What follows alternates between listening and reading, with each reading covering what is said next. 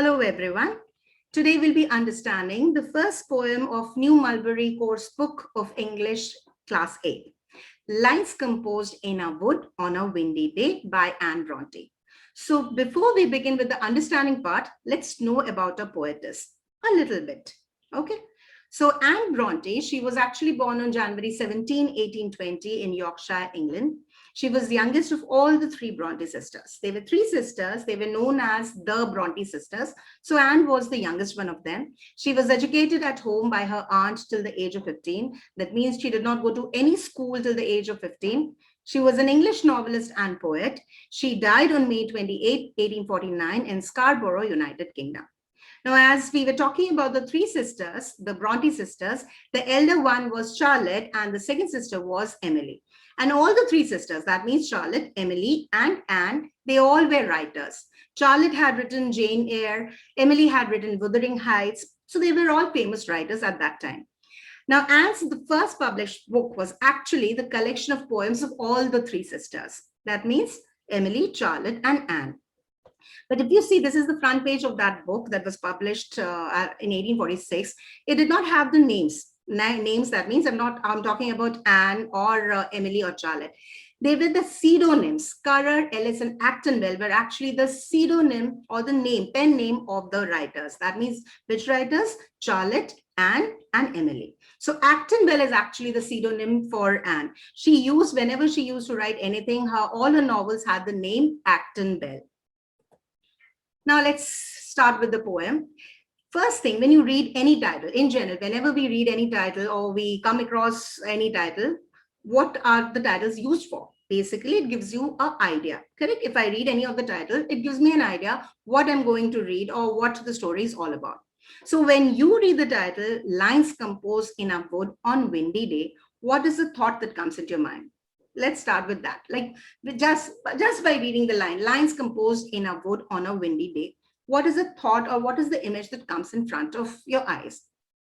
I'll just go across some possible answers. It might be a casual poem in the forest, a windy day description, or something to do with the nature, as it has got words like woods, which means forest, windy day, something related to the nature. Woods again is environment, the nature.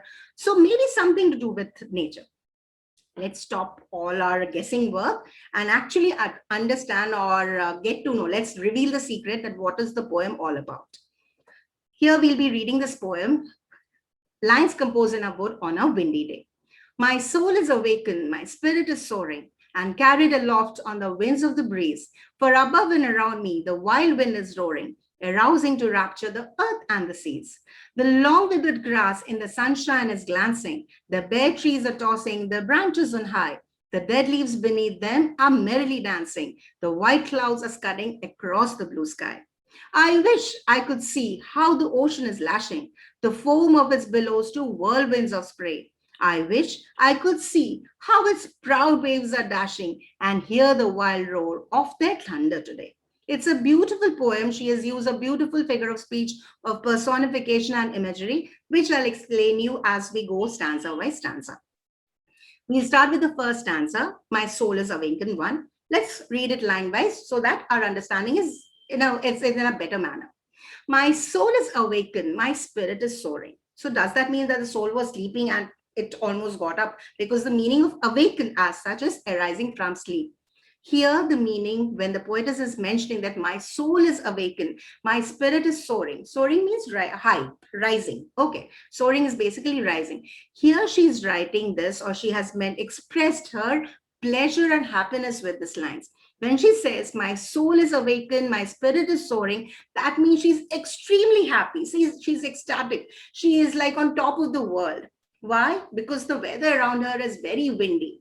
And as the wind is rising from the ground, so is she feeling as if she is rising higher and higher and carried aloft. Aloft means high in the air, on the wings of the breeze. So as the wind is rising from the ground, she too is feeling she's uplifted, her heart and soul.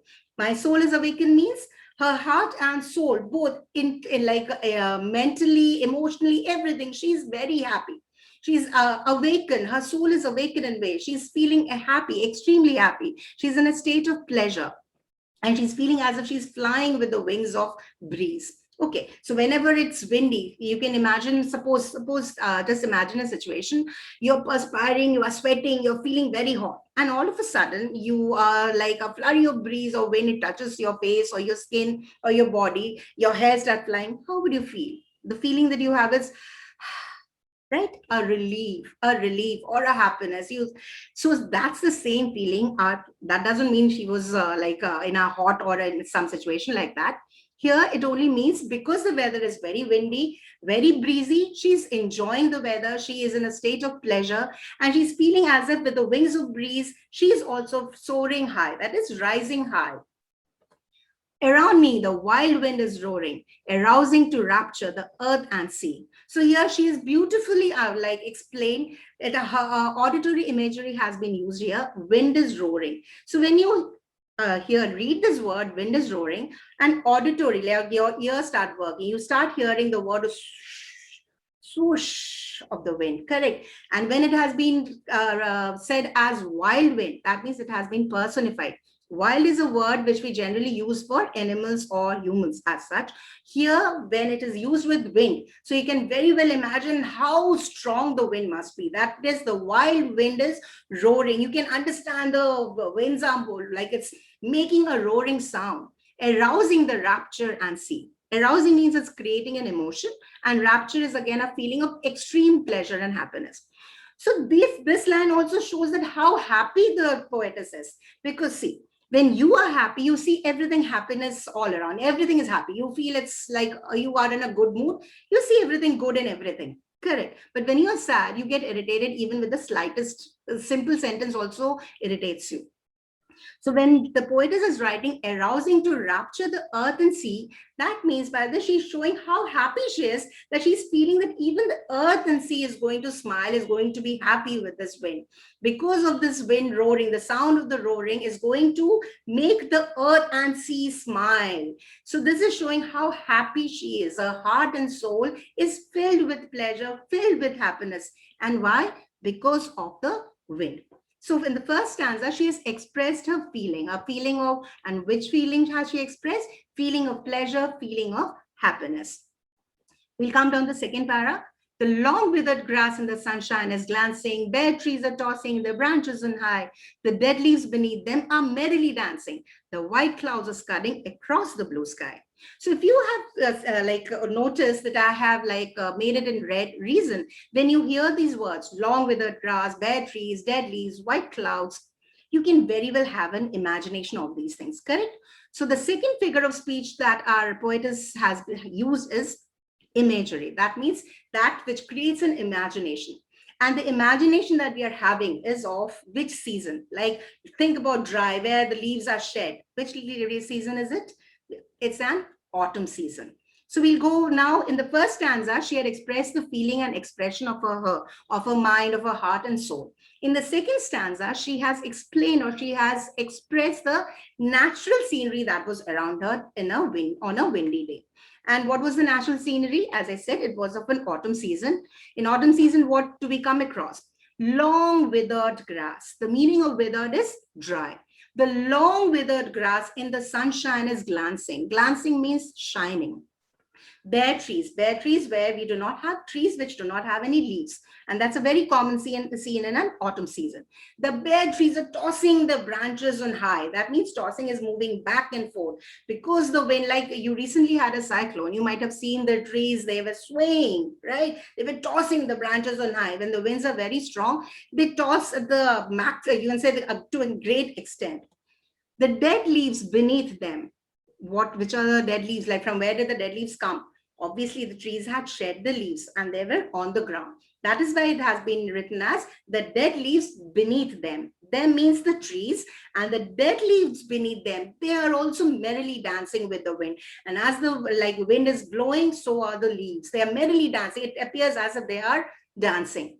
The white clouds are scudding across the blue sky.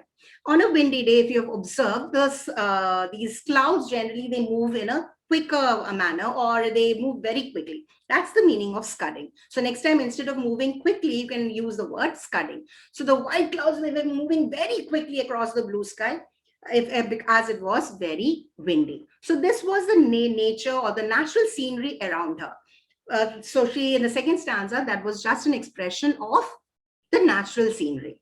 Now we'll come down to the third stanza. Now, first two, as I'll repeat one thing, like first stanza was an expression of pleasure, second was the natural scenery, third is a wish of the poetess. And what does she wish? Let's see what's her wish. Now she thinks now she had enough of the terrestrial beauty. She has enjoyed the woods a lot. Now she wants to enjoy the sea. Her wish is she wants to see that if the wind is, the strong winds are blowing on a windy day, how will the sea react? Or she just wants to see how the sea behaves. So what's her wish? I wish I could see how the ocean is lashing. Lashing is hitting.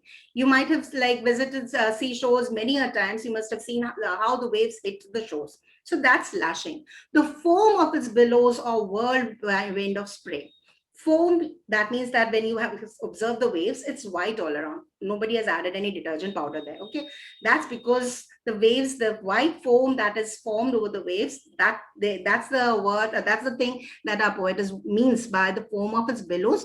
Billows means waves, to whirlwind of spray. Whirlwind is a tornado sort of thing. Okay, this is something like a whirlwind, which is a column of air or water which moves rapidly round and round in a cylindrical or funnel way. So she wants to see the whirlwind of the waves, how it moves in a circular manner, in a cylindrical manner.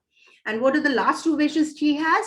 I wish I could see how its proud waves are dashing. See, again, the waves has been personified by giving which adjective? Proud. Human characteristics, correct? So that is what a personification is, giving a human characteristics to any non-human. So waves are called as proud waves are dashing. Dashing is striking violently. So when it's a high tide, like if you observe during high tides, the waves, they hit the shore very strongly. So they're dashing and hear the wild roar of their thunder. Their thunder means, what am I talking about? Am I talking about the wild roar of the wind this time?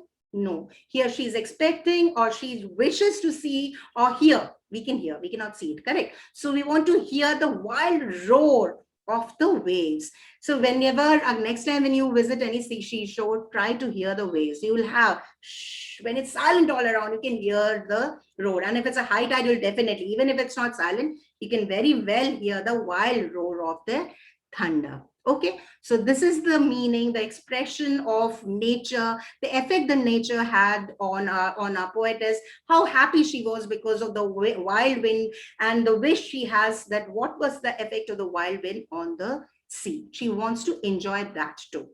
So now if I ask you a question that, do you know the central idea or the theme of the poem? I expect a yes from everyone. So in short, I'll just read out what was the theme actually. That is, we all are connected to nature. The weather has effects on us and the way that we feel. And the poet is rejoicing with the nature, and her mood is like, has been depicted by various images of the nature. Correct? See, simple way. Suppose it's very hot outside, you'll sit back. You'll turn on the ACs at your home and you'll sit back. But suppose the weather is very nice, it's breezy. You'll take out your vehicle and you'll go on a drive. That's the effect on nature that has. We become happy. Okay, so that's what the poetess has expressed in her poem. We can see, we'll just see the rhyming scheme that has been used. It's like, if you see soaring, roaring, breeze seas, glancing, dancing, high sky, lashing, dashing, spray today. That means the rhyming scheme is AB, AB. The poetic devices I've already used. That's the figure of speech that we use to enhance any poem. So imagery and personification has been used. Imagery, both visual and auditory, has been used by, it creates an image of autumn season when it says, when it used long withered grasses. So we could very well imagine bare trees. We could have an imagination of autumn season, how the nature would look in an autumn season. Personification is again giving human characteristics that I've already told you. Wings of breeze, wild wind, proud waves, they are all were the examples of personification. So I hope now you have understood the poem. If anybody comes across and comes to you and asks that, what is the poem all about? I'm sure you'll be able to explain them. Thank you all. Stay home, stay safe, stay blessed.